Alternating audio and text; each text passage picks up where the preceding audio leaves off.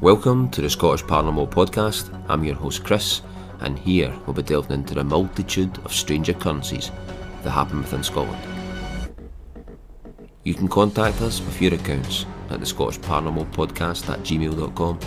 You can find us on Facebook, YouTube, Instagram, Podbean and iTunes, and you can contact us by either means. Tonight's episode, we're speaking with the Reverend Alyson Dunlop Shanes. Alyson's a deaconess, exorcist, demonologist and angelologist. With a classic degree from the University of Glasgow, she's a mystic, writer, hypnotherapist and radio presenter. She's also had a variety of psychic experiences herself, right across the board within the supernatural. She also heads SPI Scotland, researching UFOs, the supernatural and the paranormal. She's appeared in numerous TV and radio programmes discussing various aspects, supernatural, religion and ufology. Alyson also produces her own show, which is called the ADX-Files. So plug yourself in, find a quiet space, chill out and listen in. Hi Alyson, welcome to the show. Good to have you on. Good to be on. Thank you for asking me. Basically, what's your origin story and what got your kind of interest in the paranormal to start off with? Okay, well, I think probably the paranormal has intrigued me for a long time, because even when I was a child, I would hear stories from my grandparents and parents, and there was one incident where my grandmother was very worried about changing churches to be able to go to a closer one, and she was worried what our minister would say. So as she was going out the door, it began to rain, and the rain spelled out the word peace. That's P-E-A-C-E, not a piece and jam. It spelled out the word... No, a Scottish piece. No, not that other piece. Scottish language, that's it. Sorry. No, it spelled out the word peace as in calm, tranquil. Yeah. And this was witnessed by a neighbour who confirmed it. So that was one of the famous stories of the family. So was this kind of spelled out on the path, or was it in the air, or was it on the doorstep? On the doorstep. It was on the doorstep as she was coming out, and she said to her neighbour, "Do you see that?" And she confirmed that yes, she did see it. So and I knew my parents, my grandparents had done a Ouija board that, ended with my grandfather tipping the board up and saying, "This is all rubbish," because it I think it indicated that it wanted to speak to my father, and it freaked him out. And then later on, after I'd visited a spiritualist church, I found out that my great-grandmother had been a spiritualist, and my grandmother had visited the spiritualist church with her. And I knew that my grandfather didn't like this. So in the end, my grandmother stopped going, but she was very into this subject, my grandmother. She loved it. Presumably my great-grandmother, who was actually our mother-in-law that I'm talking about, presumably she loved it as well, and was very into it. But my grandmother was a very much a believer in the supernatural, and she also believed strongly in God. My father and grandfather, they liked the more dramatic side of things. My father introduced me to Hammer films at an early-ish age. It's maybe about 12 or so.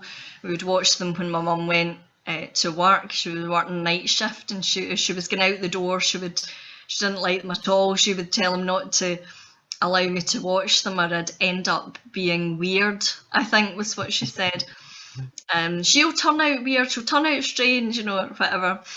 And then round about 14, my father, knowing that my dad and I watched the Dracula films on a Friday night, he bought a second-hand horror book in a charity shop, and he thought that I would probably like it. He said to me, you like those horror films and things, do you think you would like this? And of course he'd never read it beforehand, and so the book that he gave me was actually The Exorcist. Now he would never have known what was in that book, but I think that all kind of set the tone for who I was going to become later in life. So that's my family background anyway. It's quite funny when you get like religious people who don't want to believe in the paranormal, or they don't want to, or they shut it off in a sense, and they think it's wrong. Potentially it comes hand in hand if you look at the Bible stories and what's in there. I mean, it's filled with paranormal events, or you could put them that way. Yeah, but I mean, I think what's also funny there is that the ones who, well, there's a lot of people who will say, oh, I'm not into this subject at all, I don't believe in anything like that. But I'll tell you something strange that happened the other day, and they have this sort of strange tale to tell, and I also should mention as well that my grandfather used to have dreams, some of which he wouldn't tell us about. They were bad dreams. We never found out what they were, but he had prophetic dreams.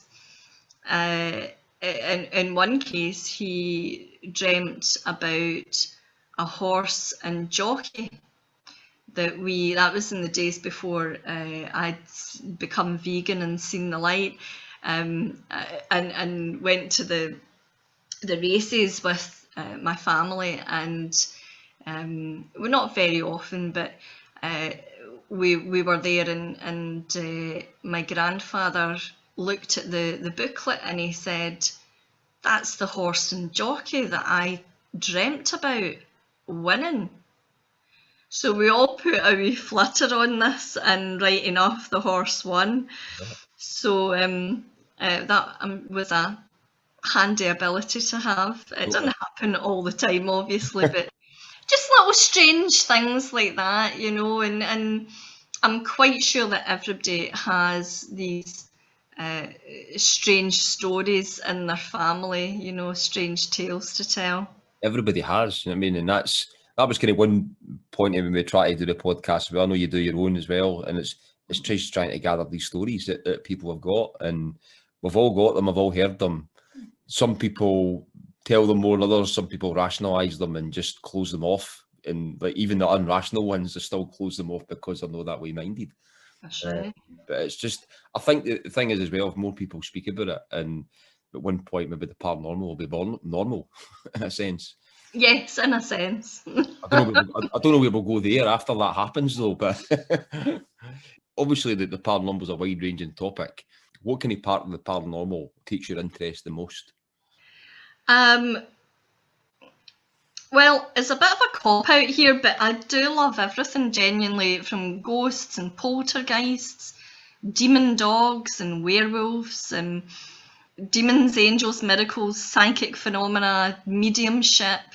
I'm interested in a wide range of subjects, but I suppose that the area of, you might say more the supernatural that takes my interest would be demons. Why?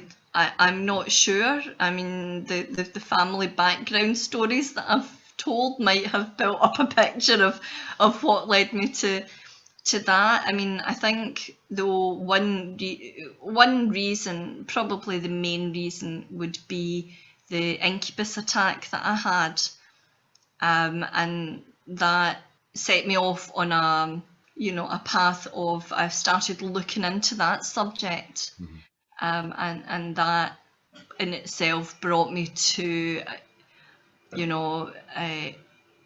seeing other things and hearing other things going on with other people. And it just seems to have been the subject that I've been guided to work within, within that area. Not just that area, but I have come to realise that that is the area that I want to be working in the most. Do you feel like, you said there that you've been guided into it as well? Do you feel like you get some synchronicities that take you into a path of certain things, or guide you in a certain way? You can just see these kind of points happening along the way, and it's like, it's sometimes it's maybe like a eureka moment that you know that the way you're going right, or do you find that yourself? Yeah, I've often said to people, that if doors are closing for you all the time, forget it. Don't do it. Don't do that thing. But if doors are opening for you, that's the way to go. And I've had both those scenarios. I've had, what I would call angelic guidance to not go to a certain place, and I decided to give it 3 chances of being stopped from going. And those 3 chances happened. And I was on my way there. Train tickets, I was on the train. Train tickets booked, and it was a long journey. And I didn't go and I wanted to go, but I didn't go because there was 3 things. And that just seemed to indicate to me that I was being told not to go. And afterwards, there's a really good reason why I shouldn't have gone. So that's that side of it. But yes, I think that I have been guided into this subject by the things that I've encountered in my life. Seem to have pointed to this direction, and well. So on that kind of note as well, after investigating for a good number of years, a lot of different topics within the paranormal, what cases have stood out to you the most that you could talk about? Or, I mean, I think that my first UFO case remains with me because, I was new and young and fresh, this, young, fresh UFO investigator with the SPI. And the UFO, the sighting took place in a variety of locations. Some witnesses saw over Glasgow, some saw over Jura, and as luck would have it, my ex-husband came from Islay, and we were visiting the following weekend, so we just jumped across to Jura and we visited, and we got a chance to speak to a couple of witnesses. There was a fisherman and there was a gamekeeper and his wife who had also witnessed something. So the fisherman had been in a boat with a friend. The friend was looking in the opposite direction. So by the time he had told him, "What is that?" by the time he had said to him, "What is that?" and the other man had turned round this, he said it was like a speeding red arrow, but I don't mean like a red arrow, the plane, an actual red arrow. And he said that it just blinked out. It just blinked out just before his friend turned round. And it had been speeding across the sky. And the gamekeeper over in Jura, he said that something, I can't remember how he described it now, but he said that something skidded up into the mountain. And the next day, the place was crawling with military, and they totally cleared the area where the UFO had skidded up into the mountain. And he took his little, I can't remember what you call it, a kind of a cart thing, that you drive. Or something like that. Yeah, something like that. And he had taken that up into the hills, but he couldn't find anything at all. But he showed us where it happened, and there was grass burns, and the grass burns were below, not above the grass stem. Now, as far as I can remember, he had also seen a light beaming down into a field one night after midnight, and there was no other noise, and the light just went out. I can't remember all the details of that, but I remember him telling us about that. And another, sorry, were you going to I was just going to say, what date? Well, not exact date. What kind of year was it when that happened? I think it was round about 93. Yeah, I think it was round about then anyway. I'm just trying to tie it in with stuff where you've got like RAF Machrihanish just across the coast as well, and you've got all that going through there. I mean, which was a test site for. That's right. Yeah, yeah. And is that still open, Machrihanish? No, it's well, they've got there now. As far as I know, obviously they've got the airport there now, where you got like civilian flights coming in, which is it's no right on where the RAF Machrihanish. It's kind of slightly to the side, but they use the runways and stuff. And then the actual place where the military base was, it's used now for wind turbines to get made. And then actually, when you go right down the back of RAF Machrihanish, there is the place where the munitions stores, where from above, if you look at them, it'll just look like plain grass, but you can see it's like the kind of bumps in the ground where they'll maybe keep ordnance and stuff like that. And they're actually hired out to businesses as residents now, so they can go in there and have like a business and use the old munitions store as like a storage area for like maybe like a builder or something. But there is some parts of it. That are I don't know if they're probably going to suspect there probably will be kind of some military and some bit involved, because it's a huge complex up there. It's a huge complex. I was actually discussing with a guy over there recently, and he was telling me the amount of concrete that went in there was like, it was a lot, like compared to what was there. I mean, like talking maybe about underground structures and stuff like that, but that's kind of unsubstantiated in any sense. I know there was stories of some things with underground bases and all that there and that, but it was obviously a test place. It was like one of the longest runways in Europe at one time anyway, unless it still is. When did it close? I couldn't tell you when it closed. It's not been I'll find out. It wasn't a while ago, you know what I mean? It's in probably within the last, I reckon, 10, 15 years.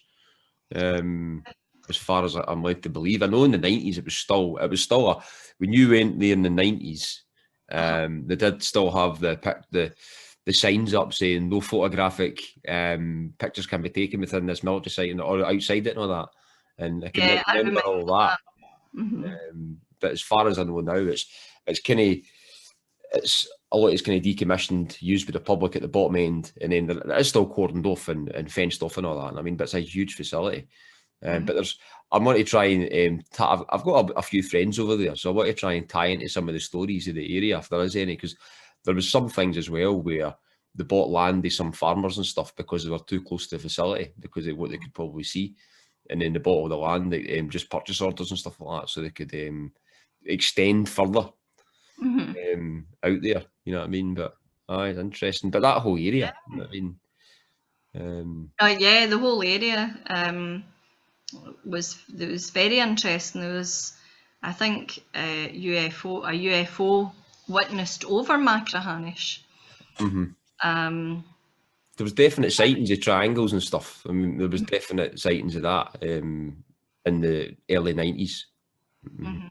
From what I heard, for the people over there I know.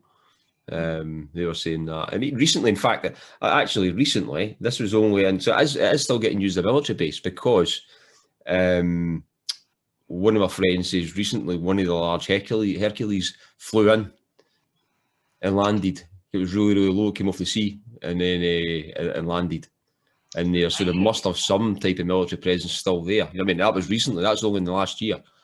Yeah, they've been doing an awful lot of tests and stuff recently in the area of, now I think it's off of Prestwick, that kind of off of Prestwick Airport, and up to Faslane, that sort of area.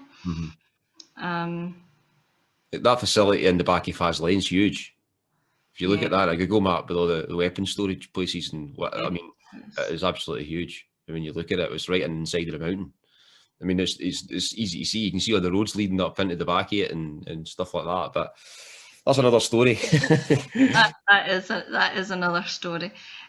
So that first UFO investigation that I did, I found very interesting. Another one is different from the UFO. It was a poltergeist. It involved a friend of mine, and our little girl kept waking up and saying that she could see a blue boy. And this wee girl, she also got thrown off a bench in the kitchen. And this was in full view of our family. She just went, you know, right halfway across the kitchen. And puddles of water would also appear there in that kitchen. Clothes would go missing and then they would reappear. And it stays in my mind for two reasons. One is that it was a case that I was personally involved in and witnessed these events. And the other reason is it was actually the first time that my husband and I met. We never saw each other again for years, and we didn't really remember each other from then, you know. But he had come along with Malcolm Robinson because Ian's a psychic medium. All right, okay. So that was back in the 90s as well. So that's a case that stays in my mind. It's quite interesting with the blue boy. You know, I mean, it's no when you would hear of it. I have heard it before. They didn't describe it as a boy, but it's like a blue type. I wouldn't say an alien, but a type kind of being. You know what I mean? And it's a strange one. Like, you know what I mean, because it's not a kind of normal kind of thing. Like somebody would say either. What cases, and unless it's maybe the ones you've just spoke about, I mean, what cases have scared you the most or kind of played in your mind the most? What would kind of keep you up at night? Well, I mean, that last one there with the blue boy was a bit frightening because, you know, you don't know what's going to happen next. Activity builds up, and, you know, at that point, my friend was already beginning to get quite anxious about it. You know, people think it's fun having a ghost in their house. It's not. It's really not something you want to have in your house. It's something that I think could potentially ruin lives. Things can escalate. People can get mentally affected or physically hurt. You know, I used to live in a flat where a few things happened in it, and the woman upstairs, she also experienced things. You know, down in my flat, I dealt with every bad entity that appeared or tried to appear, tried to get in. Upstairs, though, there was a dark presence, and you could feel it. On one occasion, I felt it watching me because I actually thought I'd come in for something and was standing in the hallway, and I thought somebody had come out the living room and was standing behind me. I thought I'd heard them, and then the more I thought about it, I thought, did I hear them? You know, but that was like an afterthought, really, you know, because I had turned round to say hi there. I thought it might have been our daughter, but there was nobody else in the flat, you know. And I said to my friend, I said that I really thought somebody had come out there, and she said, oh no, that will just be, you know, whatever name they gave their ghost. And I thought that was really weird. And there was this dark presence in the hallway as well. You didn't want to go up the hallway, because on one occasion I was watching our cat, so while she was away, so I had to, you know, go up and feed the cat and all the rest of it. And I did not like going in at night time. I really didn't, especially not being there on my own. And I'm not saying I've got nerves of steel, but I think it's because I tend to be more clairsentient than anything else. So that's when you feel things. And, you know, when you're feeling something very bad, well, you don't want to feel something very bad. So it's probably more that than actually being frightened of it. I just didn't really want to feel what was in there.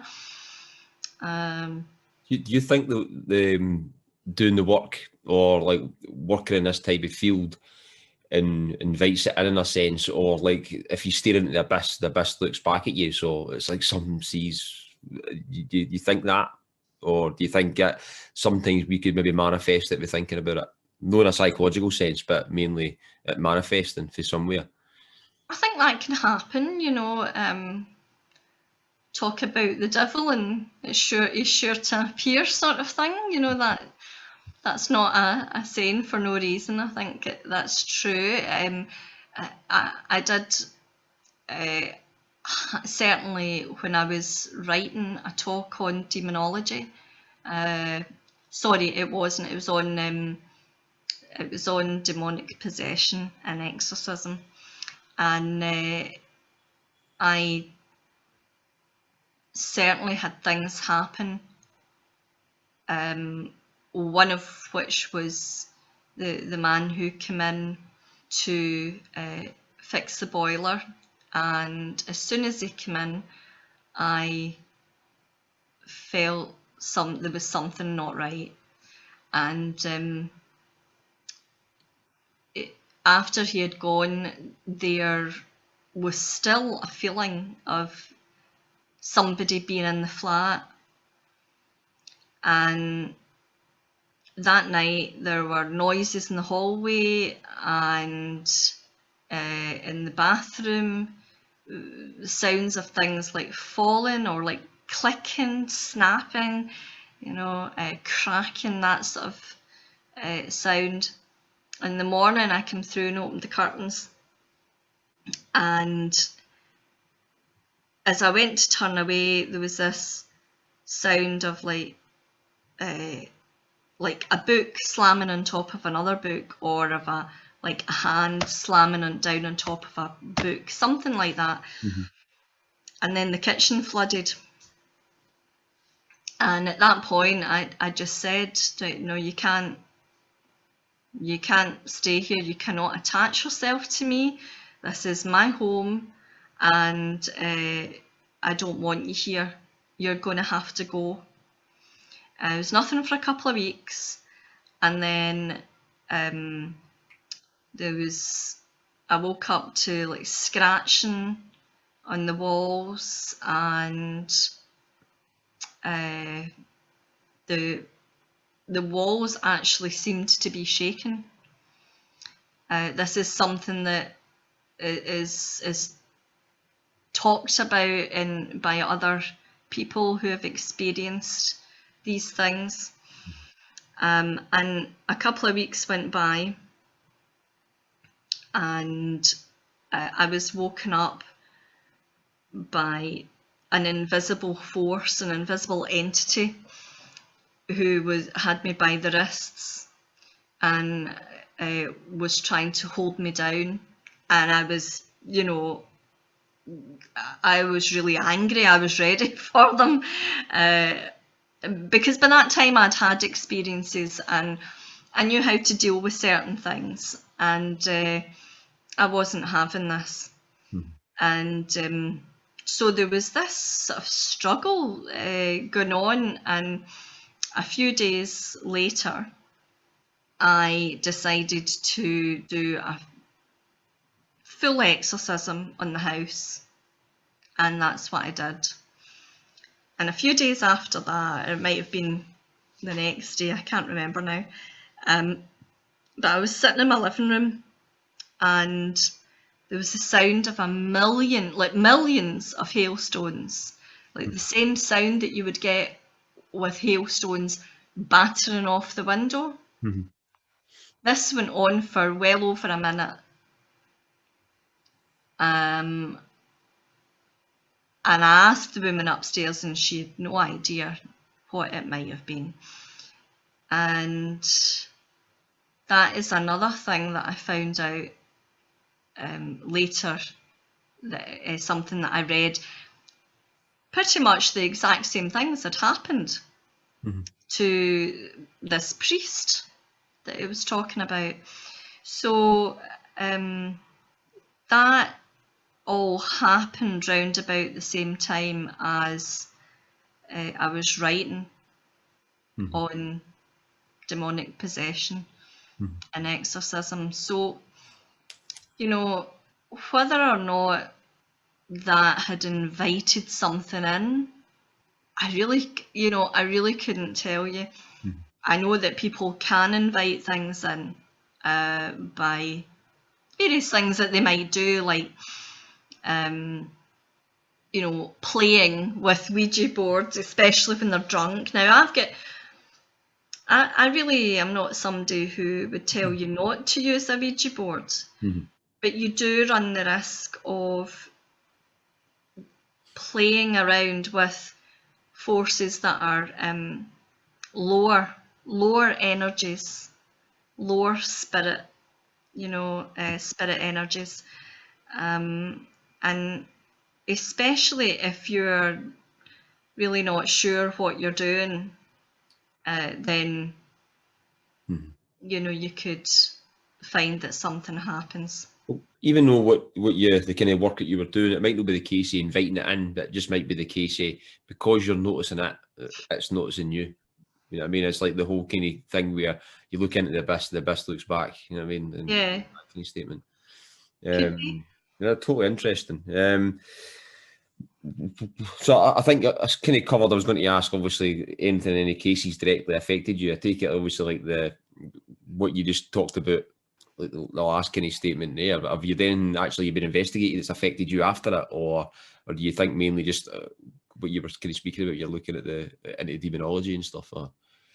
Anything that's affected me, I think. You hear things like the kind of the hitchhiker syndrome, or like things like that. So if you maybe going somewhere to investigate something and then maybe something comes back to you. But I think you maybe answered that in a bit of the kind of last question a wee bit. I haven't, but I've had a friend that happened to, so it does happen. Yeah. I knew somebody, he came back and he brought something back with him. So have you any theories why some people perceive like paranormal events more than others, as in why it happens to some people, it doesn't happen to others, or some people see things, some people don't? Can what any theories on that? I would imagine it's to do with psychic abilities. Some people are more perceptive than others. Some people seem to have to work harder than others to perceive things. They might be going along to development circles, for example, and they have to work especially hard. And it just comes very naturally to other people. Now, that could be for a number of reasons. It's not just psychic. It could be to do with health or age. Some people are closer to the other side. They might be ill, they might be old or young, and they see things, So, for example, when I was ill, I was in hospital and I saw a shadow being in a hospital that was watching intently inside this woman's bedroom. Bedroom's not the right word really. It's a hospital bedroom, you know. Yeah. Well, it was a separate. It was a separate room, and her family had been. They were quite distraught actually, and I'd heard the doctors telling them to expect the worst, and it didn't sound like the woman was going to make it to the morning. And all the time, this shadow was outside our room, and I could see it from where I was in my room. And later on, when there was nobody there, this shadow started to move to, in the direction of her room, slowly, just sort of creeping, more and more towards her, inside her room. And I got a really bad feeling about it.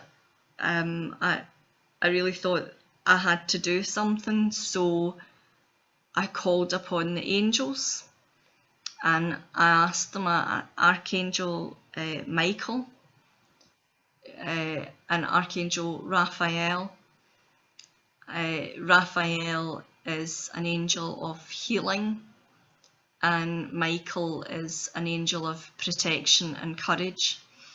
So I asked them to come in and help, and then I told this being that I'd brought in the angels. The angels were here, Michael and Raphael, and they were protecting this woman, and basically told it to beat it, and it started retreating.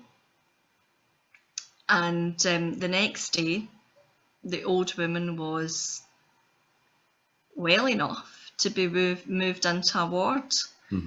Now, I don't know what might have happened there, but that's what I know. What do you perceive these things to be? Is it like just a dark entity, or would you think it was a demon? Is it different feel like a demon, or I suppose obviously it's hard to discern, but if you're maybe dealing with these things. I felt it was like a human spirit. I felt that's what it was, but a bad human spirit. And I asked a nurse the next day. I told her what I was into, and I said, do you ever see anything in here? I didn't tell her what I had seen. Just said, do you ever see anything in here? And she said, oh yeah, out there. And she said where I had seen this. She said, oh, we see it out the corner of our eye. We see something. We don't know what it is, but we don't like it. And she said, oh, you would have loved it last week. There was a commotion in the ward along to the right. This man had woken up and he was screaming for the nurses, and when they went in, he said that someone was trying to pull him out of the bed by his feet.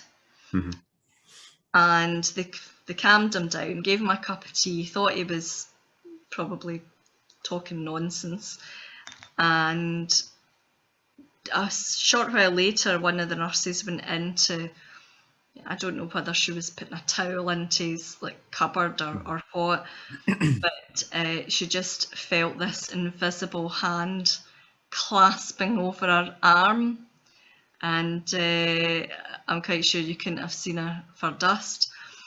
So that was something that I perceived. The point of my story being, it was something that I perceived when I was ill. I also perceived, I also saw the Hat Man sitting beside me when I was ill. And he's also has the reputation of being a negative entity, but I'm not sure if that is the case. He appears when people are ill, and you know, I just wonder whether he is supposed to be there to warn them or to actually guide them to the other side. Now, I was very ill when I saw him. I had renal failure, and my transplant was, you know, put off for about a year. So it was during that time that I saw a lot of things, a lot more things than I see nowadays. And another thing was the Pleiadians that I saw. When I woke up, there was this light beaming up or beaming down, but it was coming from or going to my forehead, and it was like a cone shape on the ceiling. And in this, looking down at me over this platform, was this man who he had black hair, and as soon as he realised that I was, you know, could see him basically, he said to these other people that were, you know, I couldn't see them yet, but he said, "We've got her." And they looked over, more people looked over, and one of them seemed to be in charge. And he said, "You have to tell people about us." And I said, "Yeah, I will." And he said, "No, you must promise us that you'll tell people about us." And I said, "Yes, I promise I'll tell people." And I was woken out of that experience by my cat, who was going crazy. I mean, absolutely crazy. I've never seen him in such a terrified state. Don't know if terrified is even the word, but unnerved.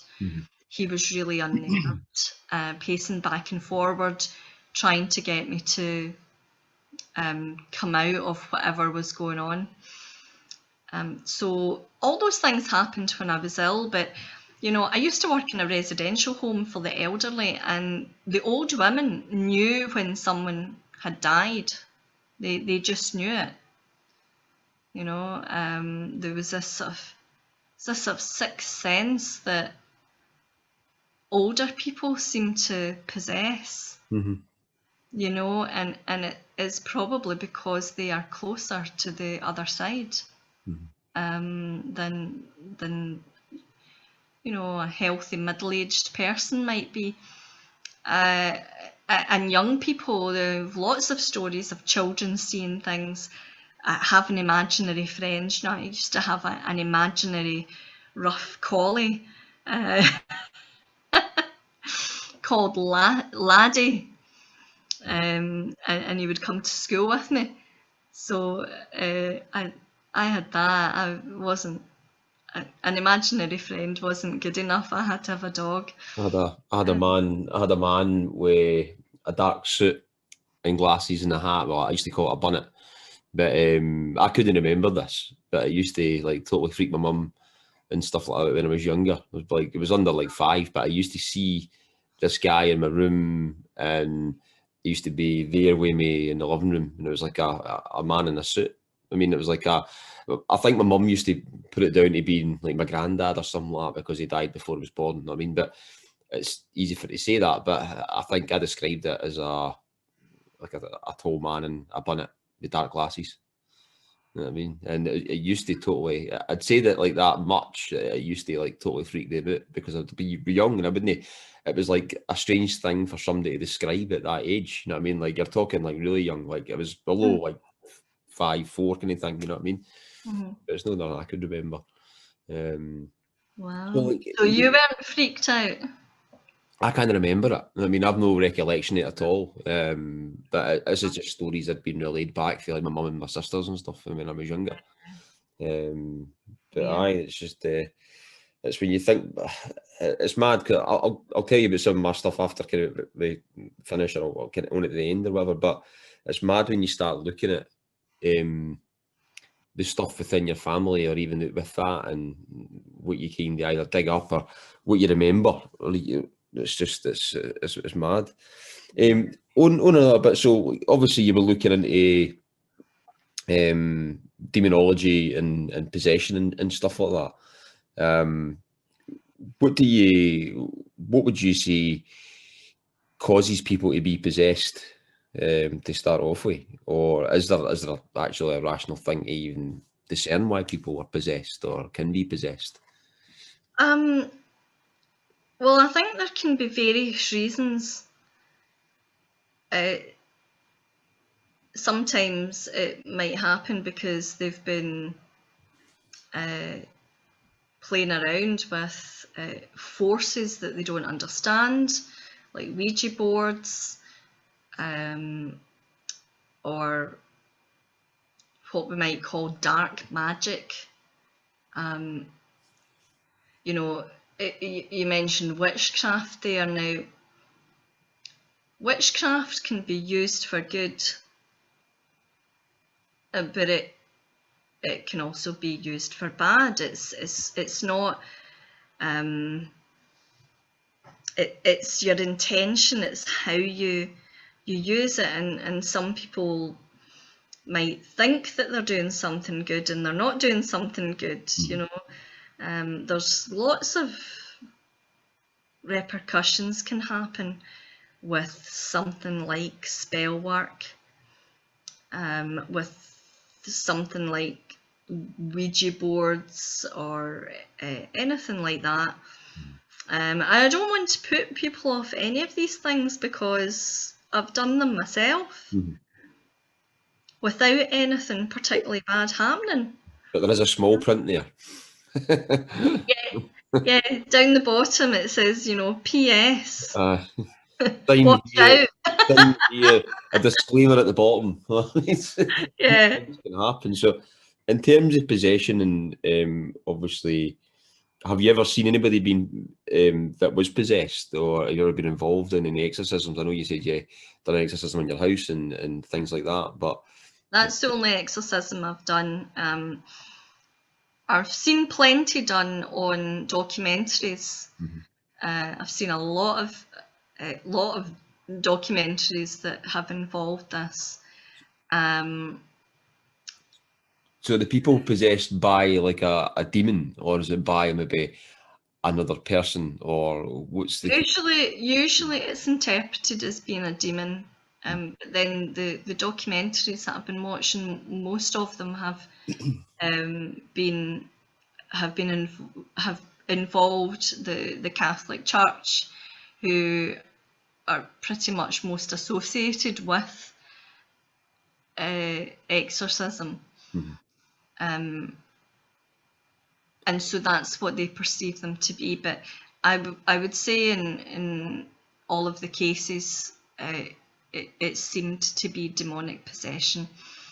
I mean, my husband had a case where someone was possessed by a spirit. Now, it's kind of difficult to explain because sometimes possession is not so clear cut as you would think. That there could be a line of, like a chain of command. So in this case, there was a worse spirit who was influencing this boyfriend who was in a psychiatric unit, who was then in turn managing to project. I think he was involved in dark magic as well, and he was managing to project his will onto his girlfriend, or his ex-girlfriend, outside. You know, and so this chain of command was happening. Now, it wasn't until my husband started doing healing that he got to the root of what was going on with this girl. And he broke this chain of command. I don't know exactly how he would do that. He would have done that in his own way. But the girl, for whatever reason, he advised her not to continue with doing healing. And she was doing Reiki at the time. Mm-hmm. He said, I would advise you to stop doing healing because you're too open, and things, you're too vulnerable, you're making yourself vulnerable. And she also liked, and again, I am not telling people not to do things. In fact, I am an advocate of cannabis, but she was a regular smoker of cannabis, and he said to her, that was another thing, you're leaving yourself open, and you're not the kind of personality that should be doing these things because of that. So it can be different. Some people can, they've got a strong personality, they can deal with it. If anything tries to bother them, they can deal with it, or things might just stay away from them, and that's fine. And they might smoke to their heart's content and do Ouija boards every night, and again, read the small print, don't do this. Right. Am I right in saying that the Catholic Church, they're like the kind of most authority on doing exorcisms and things like that? Yes and no. They are an authority on exorcisms. They know what they're doing. They've done this ritual for centuries, and they've got it, to a T. I don't think I can fault them on that. They do very well with it. But other religions also have their forms of exorcism. Every culture, as far as I'm aware, has some form of exorcism. So that means that every culture has experienced possession. Demons or jinns and things like that. Demons, jinns, whatever you want to call them. It's mad how it crosses over continents and things like that, and religions and everything. This is something that is not particular to, it's not peculiar to a particular culture. It's universal. It is a universal phenomenon, and we have to find ways of dealing with it now. What you've been looking at, would you say, for the stuff you've been researching, would you say in modern times it's possessions on the uptake as a sense? Well, I've been told it is. I've read that it is. I know one person who has been bothered. Not, I would say this was more of an attachment that could potentially lead to that. But she seems to be doing quite well at warding this thing off. But that's taken an awful lot of time to to get that for that to happen, and many investigations and blessings in the house and visits from like priests, from myself and my husband, and we've all done various things, and really it wasn't until the lady herself started getting really strong about it, and the less frightened, because I think she thought that if she spoke to it, interacted in any way, then it would make it worse. Mm-hmm. But I didn't really see how it could be getting, you know, how it could get worse, you know, and you might as well just address it and say, no, this is not happening, you know, and that quite often is the best way. I also told her to recite the St. Michael's prayer, and she was doing that as well, and said that was working very well. So that's another, just a, you know, a little prayer, or getting people who know you to say prayers. Doesn't matter if they're there or not, that doesn't matter. But prayer is a very, very strong thing to warden these things away. They don't like it. They don't like the name of them. I mean, that's why the Catholic exorcism seems to work very well, is that they don't like the name of Jesus or Christ or Mary. They really don't like those names. I'm going to come back to that in a wee bit. Just another kind of question on that. So, do you think people, like, can a person be like a full-fledged demon? As in, like, there's like, when the things, what I'm kind of thinking of is when you look back to somebody like, for example, like Ted Bundy, right, serial killer, and got away with being manipulative and just basically got away with like quite a lot for a long time, right? Seems to kind of evade the law and was quite lucky quite a lot of the time as well. And people would say when he would go into that mode or whatever else, his eyes would go black.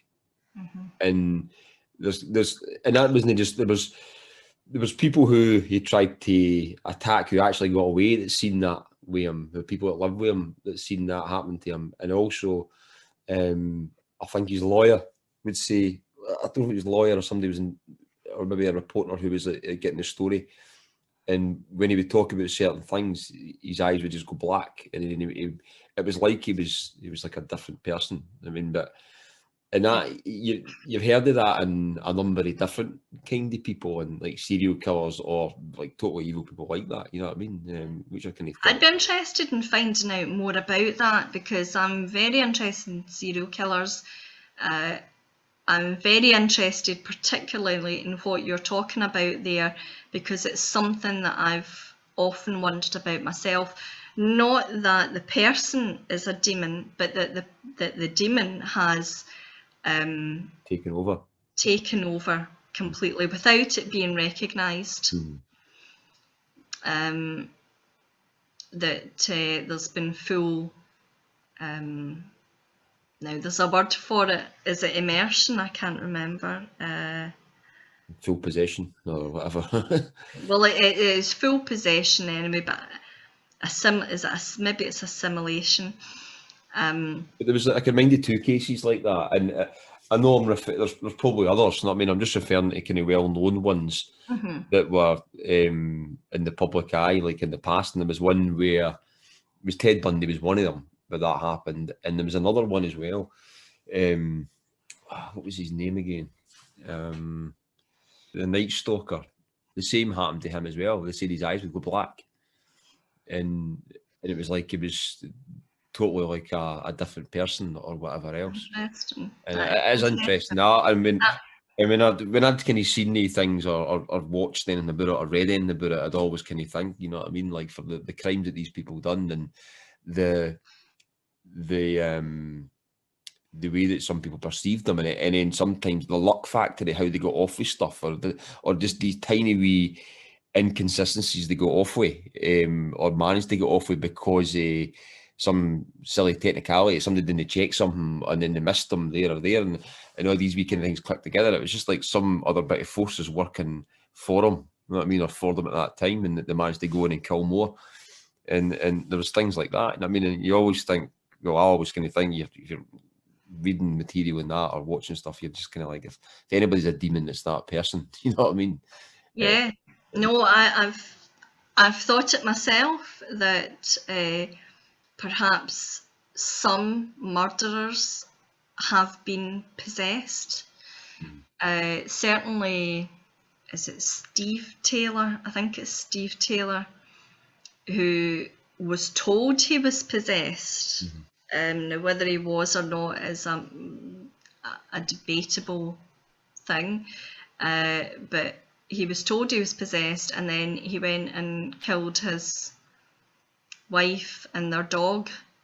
Just in Wakefield, wasn't it? Down in Yorkshire. Yeah, that's right. Yeah, and ran about screaming that he was the devil or something like that.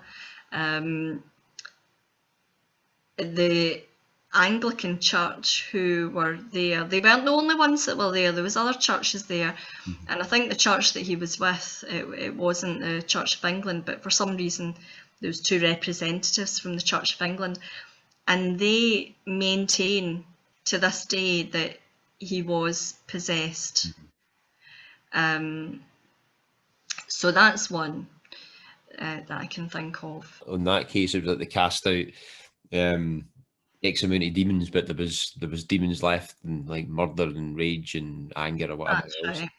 And then somebody else there had said he was going to commit some type of heinous or murderous act or something like that, and he did. You know what I mean? Like the next night. Right. He went home and did it, but then, you think, okay, but if he wasn't, then that could be the power of suggestion working on that man.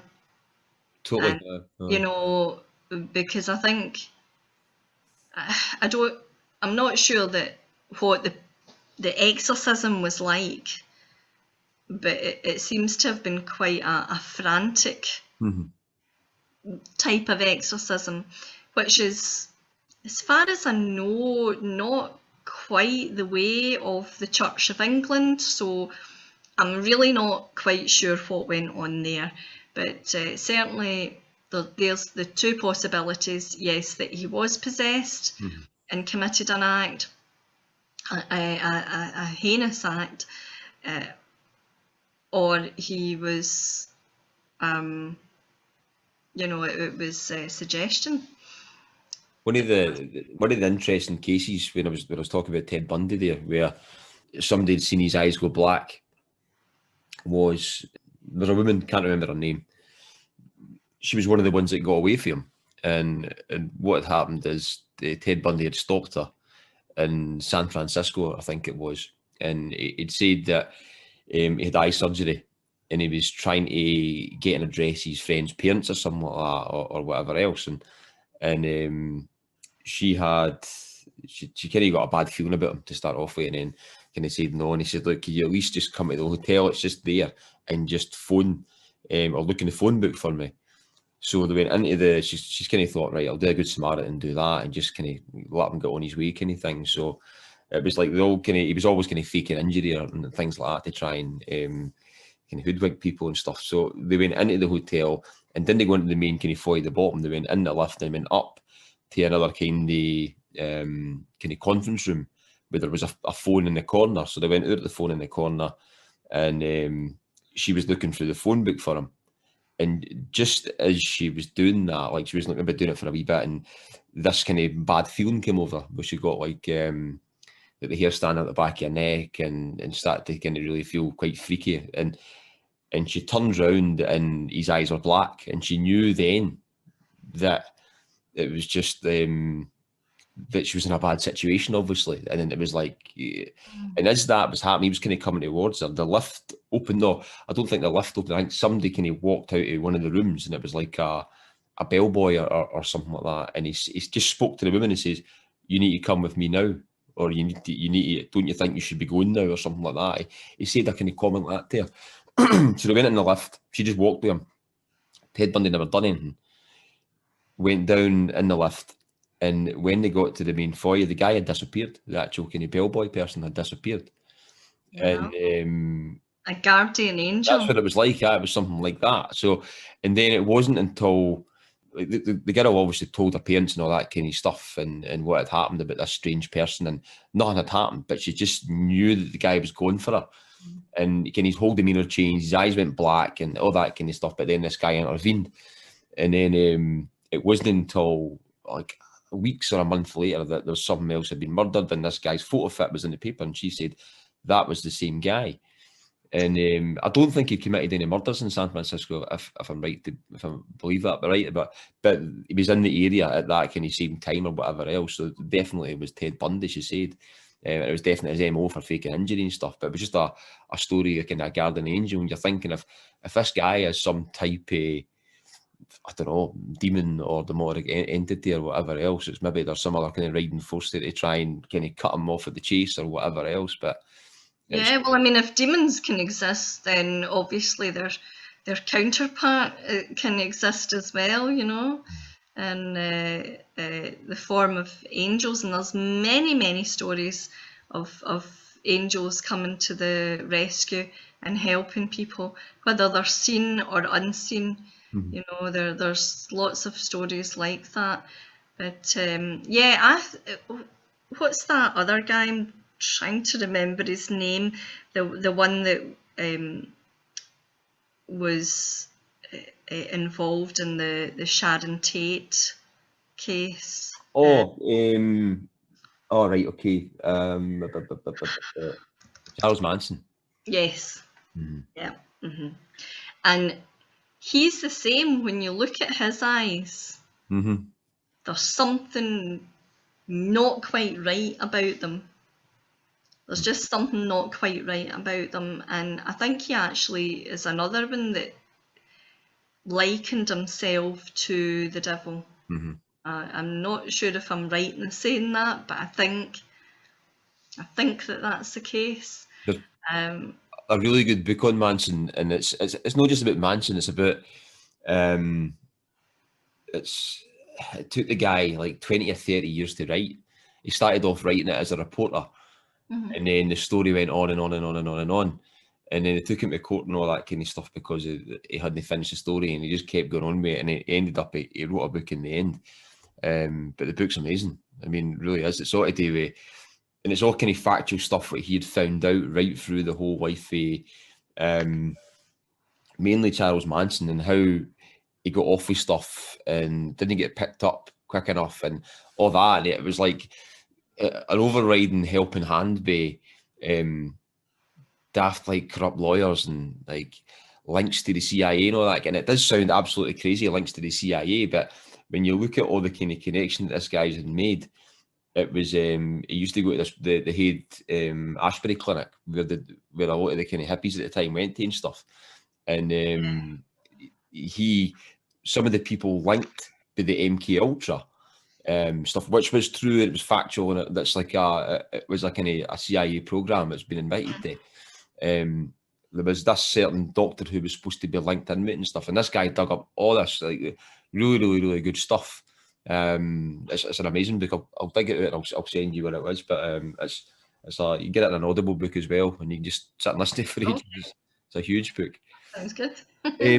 So back onto the topic, and what I was kind of going to get to after this as well is so when I kind of came into the paranormal subject, I've been into it for a good number of years, and as I'm saying, into it, like just an interest in it. I kind of started off in the kind of UFO field, and looking at like that area of it.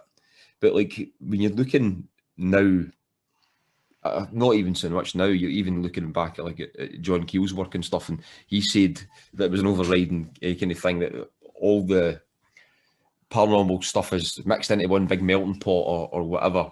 Now you get cases where obviously you're getting abduction scenarios where you'll have the typical abduction scenario, or you'll have scenarios where there's obviously some kind of abduction abuse kind of thing kind of happening, and then you could easily link that to cases days gone by, where like incubus cases, or succubus and things like that, you know what I mean?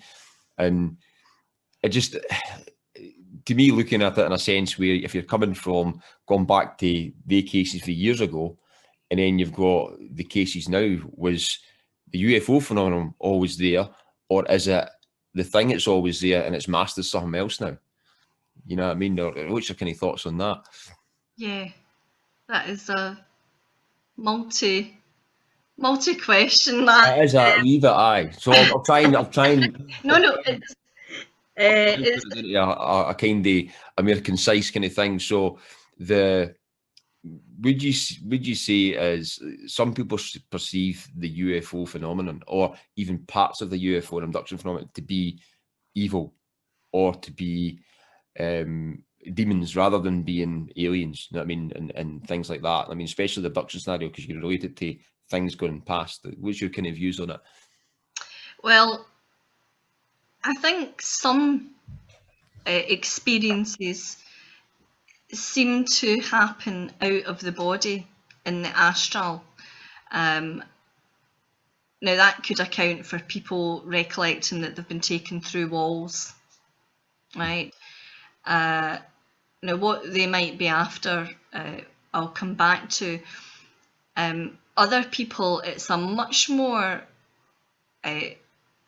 well, both cases would be literal, but it's a much more physical experience that they have. They see it as it's happening, and they are not in any kind of sleep state. So I mean, there's like Gary Wood and Colin Wright. You'll have heard of their case, the A70. They experienced quite a physical encounter.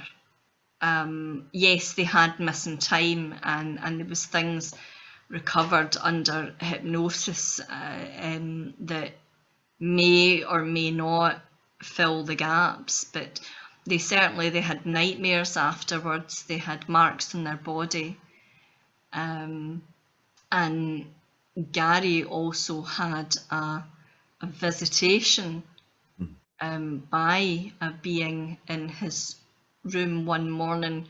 When he woke up, there it was, and he leapt out of bed and punched it. Oh, when I heard that, I thought, yeah, beauty. Was it a physical being? So it actually was. Well, it was, but when he punched it, it disappeared. Ah, right, okay. So, make of that what you will. A typical Scottish thing to do. You know what I mean? I know, isn't it? Isn't it though? You know what? It's the exact same reaction as what's his name? That guy John. I can't remember when the terrorists ran and John Smeaton. Smeaton, yes, So the exact same reaction, punch. A guy in a burning car. I mean, what do you do? Attack them? I know. It happened. Remember, we used to have that Predator game in Glasgow. No, do you remember that? No. So it was like one of these reality games. So it was Predator and not Predator. It was either Predator or Alien. God, I can't remember now. Okay. But it was the alien creature anyway. So, so this guy was going around and going around the corridors, with his paintball gun or whatever it was, looking for the alien. And this sort of alien creeped out to the side of him, and he jumped, got a fright, jumped and punched the alien and ran away. And there's this poor guy in the alien outfit, flat on his back, going, "It's just a game." God, that was a cracker. I do find it quite when you look at, if you into kind of the alien scenarios and abduction scenarios, or obviously just reading about them and whatever else, or witness testimony and what's out there. And there's vast amount of witness testimony out there. It's when you hear time and time again that cases that start when people are younger, and they're not great, they're not good cases. They're not having like an enlightened case or anything like that. They're having a terrifying, frightening thing that's happening to them, and for that, it's some of them you almost could put it down to is something obviously feeding off that negative energy, or is it linked into the same things where you get like kids being scared of the dark and all this kind of thing? And is it more vast than we know? I mean, it's like Yeah, I mean, it could be. Some really good points that you've made there, and it certainly could be any one of those things, but really, we don't know. we don't, and that's the thing. Nobody can. We just don't know. We don't know. No, nobody's got the answers for these things. You know what I mean? I'm just. No. It's to me. I always had an interest in it because, like, the thing is, you know yourself in the paranormal field that we'll probably we don't need to kind of believe in a lot of stuff because we've got all the witness testimony we need, and we've got quite a lot of got the belief already there. Mm-hmm. It's just trying to even the UFO community argue between themselves on what abduction scenarios are. If they're good, they're bad, they're evil, they're good, they're aliens, they're interdimensional. There's a lot of different facets there. You know what I mean? But it's just that. Do you think mixed into all that there could be some type of I don't know, like evil presence mixed in with some of that, or is it a separate thing, or you know what I mean? It's kind of your own views in it. Is it? I do. I just like to get your kind of view, coming for basically, coming for what you kind of research and what you look into, and what you kind of, if you're looking at demonology, my kind of question is, do you see any of that abduction kind of scenarios as a different thing for what maybe a ufologist or maybe aliens and stuff like that would see? Do you see anything different, or do you just see it as what the people tell it as? And well, I think in some cases it could be related. I mean, I know one priest who has said that he thinks that, you know, because what are they looking for? What do they want? And he said, your soul. If they don't have a soul, they want to know what this is. They're looking for it. That's what they're after. Now, I don't know if that's the case. I really don't know. But it's certainly another point of view. It's another thing to think about. That, you know, what are all these tests that people say that they're doing?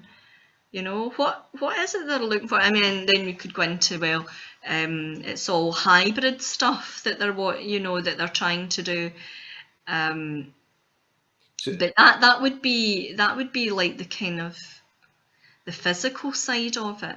Now, the physical side of it, you can prove what's happening with a physical side, but you can never prove what's going on when you're talking about something like the soul. The astral, whatever, yeah. Yeah, the soul, even, you know, science just, I think, will never get there. Science will never understand these concepts. And that's not because they don't exist.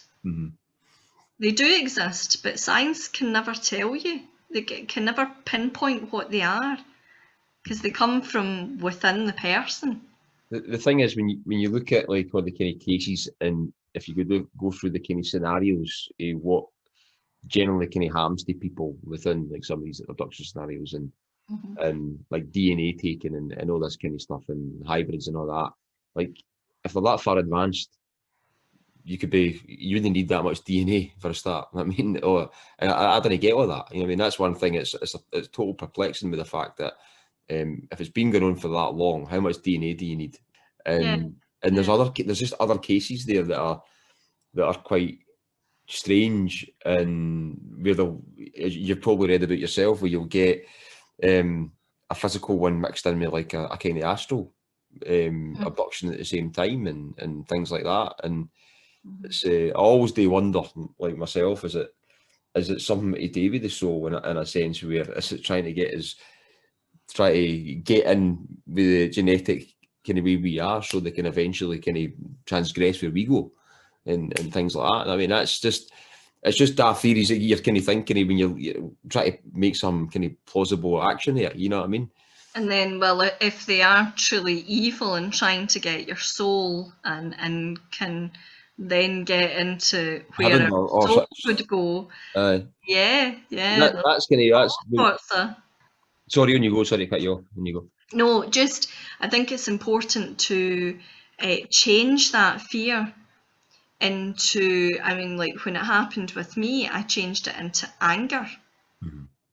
That was a spontaneous thing as well. It wasn't intentional. I think I was just so furious that this being had dared to try to come into my bedroom, you know, and it was trying to get in from the hall. And I got really angry, did something really powerful and unexpected. But I'll tell you what it was, but it does sound a bit Hollywood. Um, I'd projected out my body. I was floating above my bed, but in a kneeling position. And I started drawing pentagrams of fire around my bed. Now, this is done astrally, and in the astral world, you can do anything. I did those things because they were signs of protection, and I knew that. And for some reason, I don't know why, like it was my finger I used to draw these. For some reason, it came out in fire. Now that might have been because I was angry, because I remember feeling that, you know, that sort of anger. And obviously fire is associated with anger. That's the element that goes with anger. So it could have had something to do with that. I don't know. But anyway, it warded off whatever was there. It didn't get in. On the same note as the kind of the warding off, because I've heard stories as well where people, if they're during an abduction scenario and they say basically like say Jesus to try and dispel them out and they disappear and things like that. So I've heard of things like that with some cases. I mean, we try and say in the name of Jesus to try and get these things out of the room, and they go. Either they go just because they're causing distress. I mean, but I don't think that's the case, because they'll like going with the accounts. I mean, they cause distress with some people. Yeah. So on a kind of another note, with the just kind of sticking with the ufological kind of sense, and just what you're taking it. If you're obviously with the kind of stuff that's happening in America now, with like since like the Tic Tac event and all that kind of stuff, and what they're going to maybe come out with in Congress and all that. We Louis Elizondo, when he was trying to take some of the stuff to obviously the higher ups when he worked in the government, that he was getting basically the one they want to progress with any further, because they were saying that within some people within the Pentagon were like Christian fundamentalists, and they were saying that all the UFO field is all that kind of thing is evil, and they weren't wanting to do with it, so that's why they didn't look at that. And that was one of the things that he said that he got hit with. You know what I mean?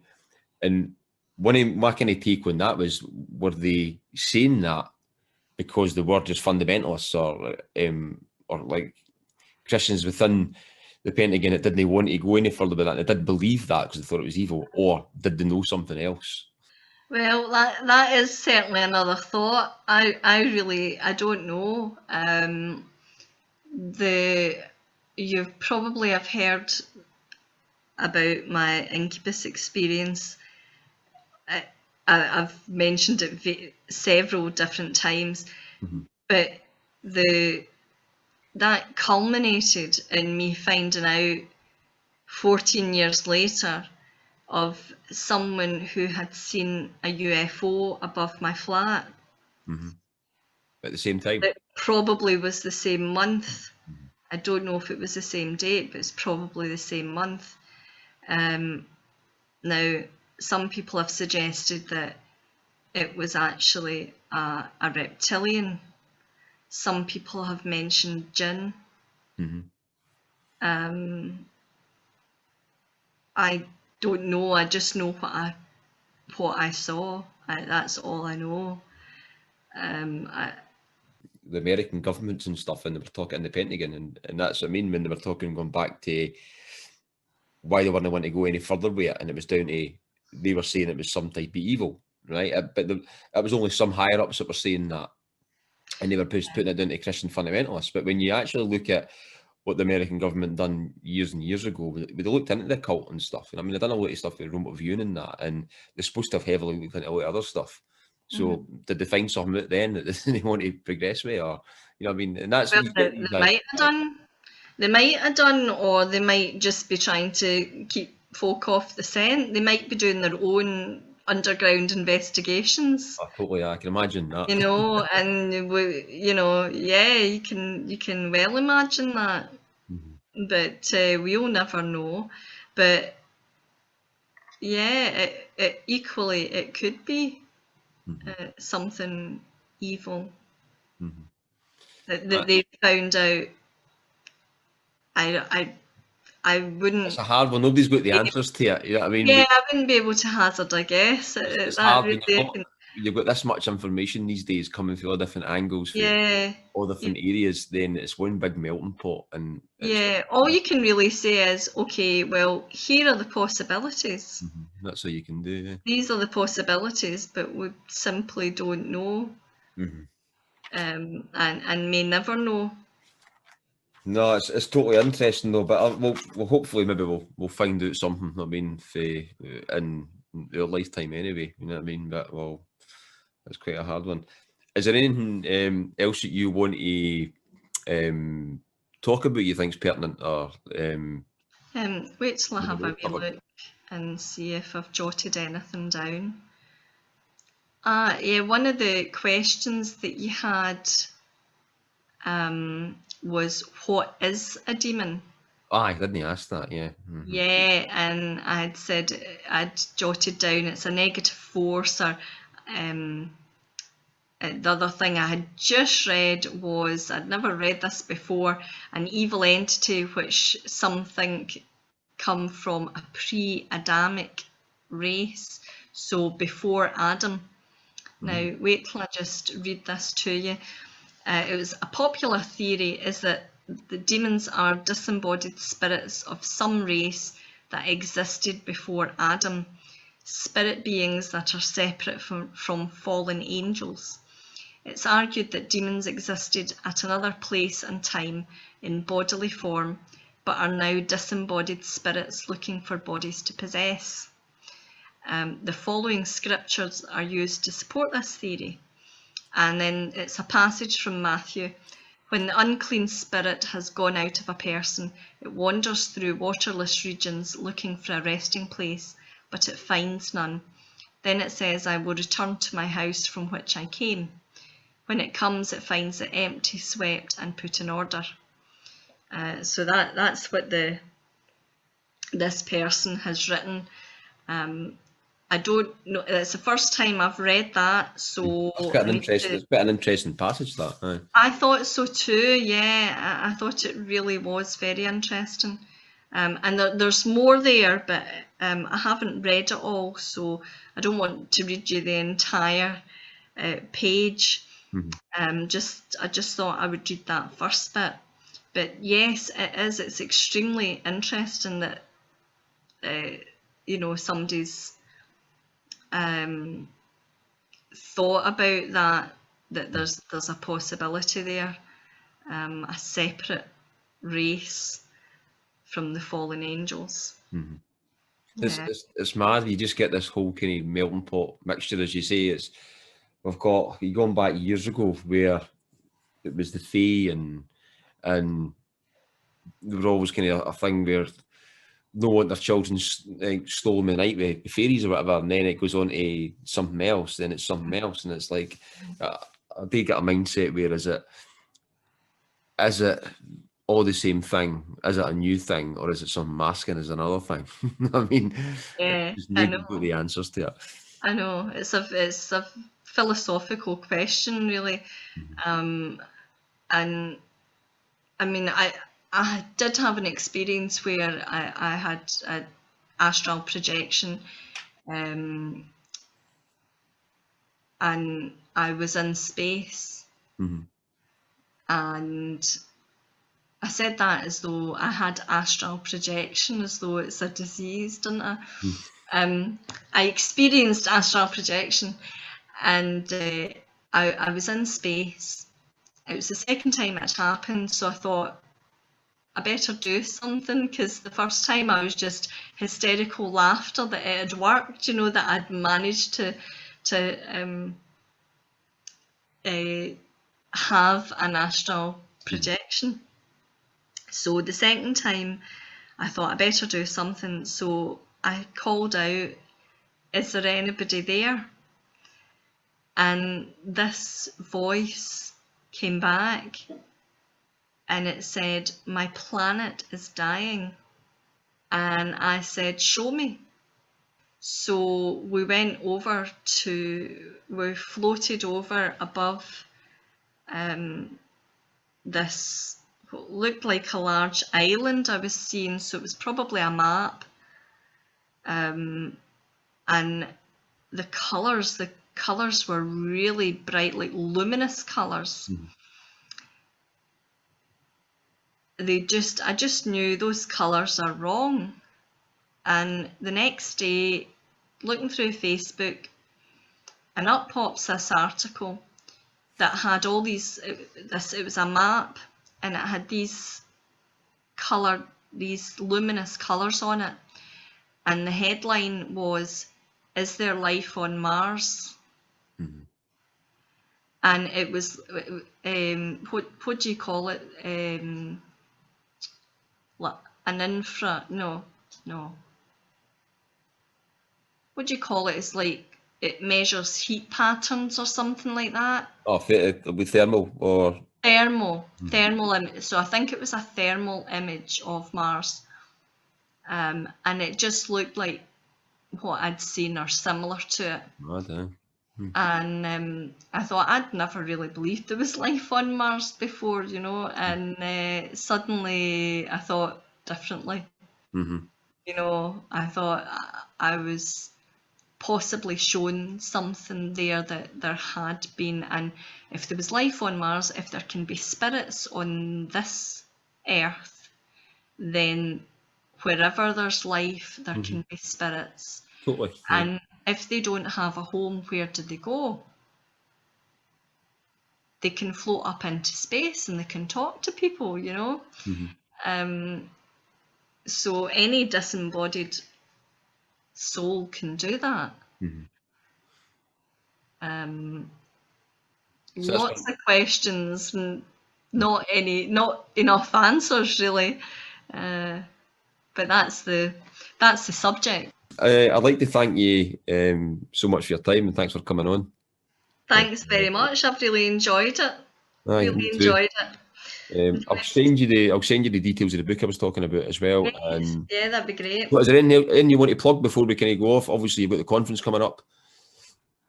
Conference, yes, that's coming up 12th of June. Okay. And you can find that on details for it on the SPI Facebook site. Yeah, you'll find it on there. It's through Eventbrite. We're selling tickets this year. It just makes things a whole lot easier. So yeah, there's the Facebook page as well. I'll put a few links in the notes and that as well and stuff. Yeah, and SPI Scotland too. That it'll be on there as well.